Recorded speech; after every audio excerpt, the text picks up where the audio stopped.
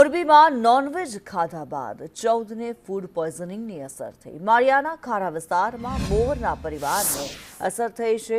Non veg ખાધા બાદ ઝાડા ઉલટી અને તાવની અસર જોવા મળી હતી। 6 પુરુષ 5 મહિલા અને 3 બાળકોને અસર થઈ। તમામને સારવાર અર્થે હોસ્પિટલ ખસેડવામાં આવ્યા।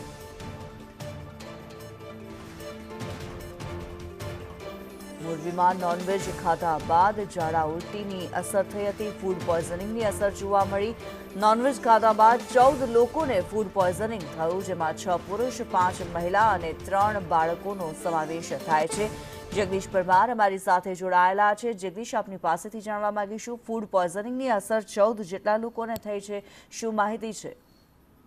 જે ચોક્કસથી કિન્નરી વાત કરવામાં આવે તો માળિયા મિયાણા તાલુકાનો ગ્રામ્ય વિસ્તાર છે ને આ ગ્રામ્ય વિસ્તારમાં ગતકાલે બપોરના સમયે નોનવેજ બનાવવામાં આવ્યું હતું અને નોનવેજ બનાવ્યા બાદ આજે વહેલી સવારે તમામને ફૂડ પોઈઝનિંગ થયું હતું। જ્યાં પ્રથમ સારવાર માટે માળિયા મિયાણા અને ત્યારબાદ વધુ સારવાર માટે મોરબી સિવિલ હોસ્પિટલમાં ખસેડવામાં આવે છે અને આ જે નોનવેજની ઘટના બની છે તેમાં 6 પુરુષ 5 મહિલા અને 3 બાળકોને ઝાડા ઉલટી તાવની અસર થઈ છે। તેને લઈને મોરબી સિવિલ હોસ્પિટલમાં તમામને સારવાર ખસેડવામાં આવે છે। કિન્નરી જી, ધન્યવાદ જગદીશ આ માહિતી માટે।